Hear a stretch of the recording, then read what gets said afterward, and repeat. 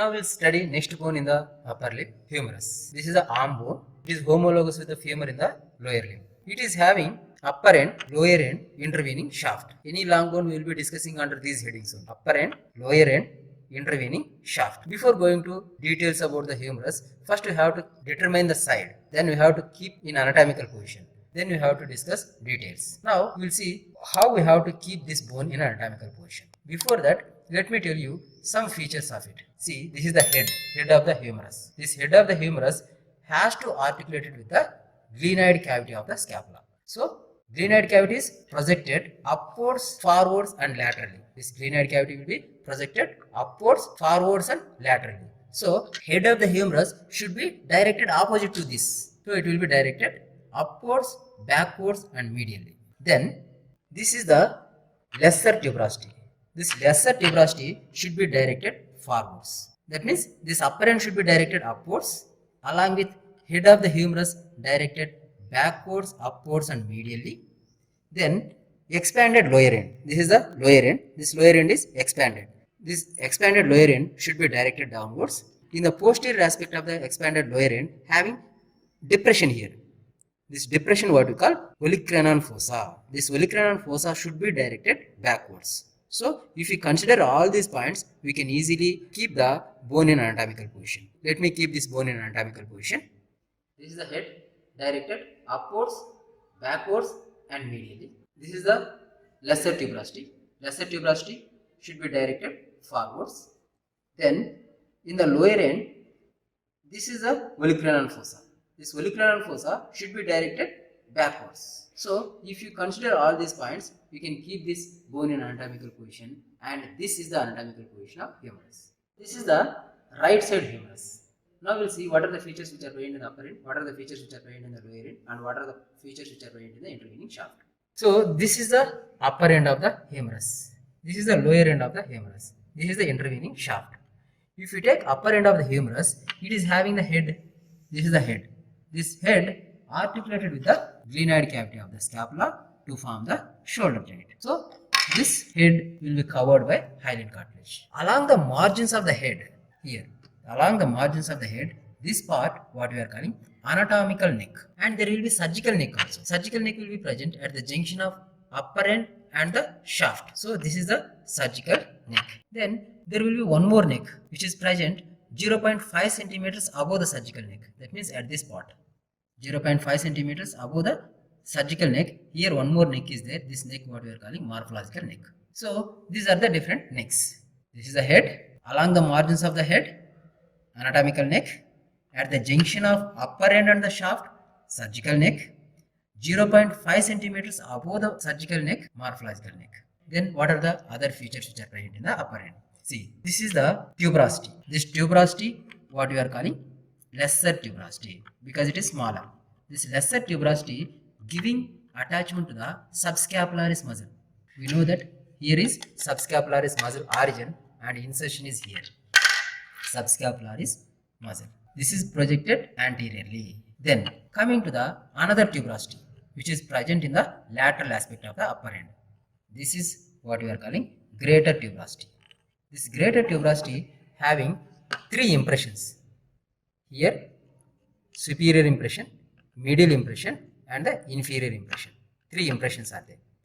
Superior impression giving insertion to the supraspinatus. Middle impression giving insertion to the infraspinatus. And the lower impression giving insertion to the teres minor. You can see those structures here. See, this is the lesser tuberosity. This lesser tuberosity giving insertion to the subscapularis muscle. And this is the greater tuberosity. It is present laterally. This greater tuberosity having the above one impression, in the middle one impression, in the lower part one impression. This above impression giving insertion to the supraspinatus, middle impression infraspinatus and the lower impression for the insertion of teres minor. These are the attachments to the greater tuberosity. Now we will see the groove which is present here. See, here groove is there. This groove what we are calling intertubercular sulcus. We can also call it as bicipital groove. Why we are calling this as bicipital groove? Because tendon of biceps will be passing through this groove That's what this groove we can also call as bicipital groove. Actually, this upper part of the bicipital groove is connected by one ligament. This ligament what we are calling transverse ligament. This transverse ligament will prevent the bowstringing of long head of biceps, bowstringing of tendon of biceps. Then if you coming just below these tuberosities, here this is the greater tuberosity, this is the lesser tuberosity. In between these two tuberosities, this is the groove. This groove what we call intertubercular sulcus. This intertubercular sulcus having the lateral lip and the medial lip. See, this is the lateral lip. This lateral lip continues down as anterior border of the shaft of the humerus. Then this is a medial lip. In between these two lips, here is the floor of the intertubercular sulcus. Here is floor of intertubercular sulcus. Now let me tell you the attachments of lateral lip, medial lip and the floor. See here. Lateral lip. This is the lateral lip. Here is the lateral lip. Lateral lip will give insertion to the pectoralis major. Medial lip will give insertion to the teres major. The floor of the intertubercular sulcus, here, this part will be giving insertion to the latissimus dorsi. Here, pectoralis major, teres major. In between these two, there will be insertion of latissimus dorsi. That's what we used to say one mnemonic. Lady between two majors. Lady means latissimus dorsi. In between two majors means pectoralis major and teres major. Actually, through the intertubercular sulcus, not only long head of biceps tendon is passing, along with that there will be synovial sheath and also ascending branch of anterior circumflex humeral artery also will be passing through this intertubercular sulcus. Right? So, these are the different features which are present in the upper end. Now we will discuss about the intervening shaft. Intervening shaft having 3 borders and 3 surfaces. This is anterior border. This anterior border in the upper part, it is continuing as lateral lip of intertubercular sulcus. Then in the middle part, it forms a medial limb of V-shaped deltoid tuberosity. Then in the lower part, it is smooth. Then this is the medial border. This medial border in the lower part continues as medial supracondylar ridge and it ends at the medial epicondyle. Then this is the lateral border. This lateral border in the lower part, it continues as lateral supracondylar ridge and it ends at the lateral epicondyle. Since it is having 3 borders, it is having 3 surfaces. In between the anterior border and the medial border, this surface, what we are calling anteromedial surface. Then in between the anterior border and the lateral border, this surface, what we are calling anterolateral surface. Then if you turn, this is the posterior surface which is present in between the medial and lateral borders. So this is posterior surface. Now we will discuss these surfaces one by one. First, if you take the anterolateral surface. In the anterolateral surface, there will be V-shaped tuberosity. This is V-shaped tuberosity. This V-shaped tuberosity, what we are calling deltoid tuberosity. Where it is present? It is present in the anterolateral surface of the shaft of the humerus. So it is giving insertion to the deltoid muscle. Then if you coming to the medial border, see here, this is the medial border. Medial border at the middle of the humerus, it is more prominent. See here, it is ridge-like. This ridge-like middle of the medial border will give insertion to the coracobrachialis muscle. It will be giving insertion to the coracobrachialis muscle. Then coming to the surface which is present in between the anterior border and the medial border. This is the surface. This surface having the floor of the intertubercular sulcus. Lower half of anteromedial surface and also anterolateral surface. This total area giving origin to the brachialis muscle. So lower half of anteromedial and anterolateral surfaces are giving origin to the brachialis muscle. This is the brachialis muscle origin and here is the deltoid muscle insertion. So here is the deltoid muscle insertion here. Here deltoid muscle insertion and here is the brachialis muscle origin. Right? Now we will go for posterior surface of humerus. Now I am turning like this. So this is the posterior surface. This posterior surface having spiral ridges. This is a spiral ridge and below that here groove is there. This groove we can also call as spiral groove. This ridge is oblique ridge. So this oblique ridge is giving origin to the lateral head of triceps muscle. Then area which is present below the spiral groove, this total area, this area is giving origin to the medial head of triceps muscle. Very simple. Oblique ridge giving origin to the lateral head. Then the posterior surface which is present below the spiral groove. Actually, this is spiral groove. Below the spiral groove, this total area is giving origin to the medial head of triceps muscle. So here is the medial head of triceps muscle. Here is the lateral head of triceps muscle. In between these two, this is the spiral groove. Now we will go for lower end. This is the lower end. Lower end is expanded side to side, and it will be having the articular parts and non-articular part. So what are the articular part here? These are the articular parts. So here, this is the capitulum, this is the trochlea. So here, this is the capitulum, this is the trochlea. These are articular parts. Then what are the non-articular parts? Here one epicondyle is there, here one more epicondyle is there. This epicondyle is lateral epicondyle and this epicondyle is medial epicondyle. First, if you coming to the capitulum, this is capitulum. This capitulum will be articulated with the head of the radius. So this is the capitulum. Capitulum will be articulated with the head of the radius. Above the capitulum, you can see one impression here or one depression here. This depression is because of this head of the radius.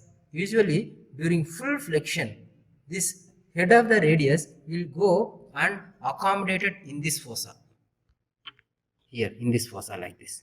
That's what this fossa, what we are calling radial fossa. So this is head shaped structure, what we are calling capitulum. This capitulum articulated with the upper disc shaped articular surface of the head of the radius. And above the capitulum, you can see the impression. That impression is because of the accommodation of the head of the radius during full flexion. Because of that, this fossa what we call radial fossa. Next one, trochlea. Trochlea is pulley shaped structure or pulley shaped articular surface. This pulley shaped articular surface articulated with the trochlear notch of ulna. See, this is the trochlear notch. This trochlear notch of ulna articulated with the trochlea. This trochlea having two flanges. This is the medial flange and here is the lateral flange. Medial flange is lower than lateral flange. How much lower? Around 6 millimeters lower than the lateral flange. Because of this arrangement only. That means because of medial flange is projected down than the lateral flange, there will be formation of carrying angle. Actually, if you take line along the arm and the forearm, these two lines are not straight. There will be formation of angle in between the arm and forearm laterally. That angle what we call carrying angle. That carrying angle will be formed because of this downward projection of the medial flange. If there is no downward projection of medial flange, there will be no formation of carrying angle. What is the use of this carrying angle?